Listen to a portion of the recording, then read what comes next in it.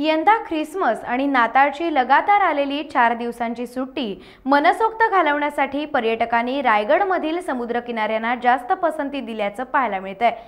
अलिबाग, नागाव, काशीद, मुरुड, दिव्यागर, हरिहरेश्वर या समुद्रकिनारी भागात पर्यटकांनी यंदा आत्तापासून येथील रेस्टॉरंट आणि हॉटेल्स बुकिंग करण्यास सुरुवात केली आहे। गोव्याला होणारी गर्दी आणि जास्त होणारा खर्च वाचवण्याकरता अगदी मुंबईच्या हाकेवर असणाऱ्या नागाव समुद्रकिनाऱ्यावर पर्यटकांनी जास्त पसंती दिली आहे। त्यामुळे येथील रेस्टॉरंट आणि हॉटेल हाऊसफुल झाल्याचं पाहायला मिळतंय।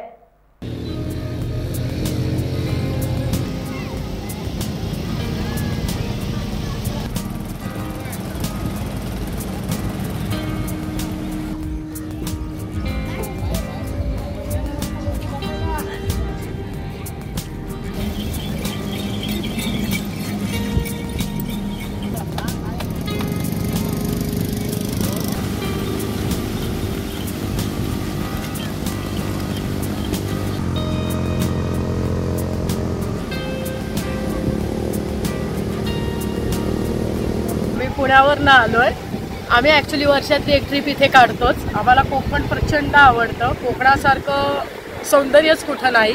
आता आम्ही 8 दिवसासाठी इथे स्टेला आहोत। खूप गर्दी असते, खूप म्हणजे खूप, की काही नसतं, पण तरीसुद्धा अलिबाग किंवा मुरुड अशा गोष्टी आवडतात। कोकण इज बेस्ट, सुंदर आहे, प्रश्नच नाही आहे।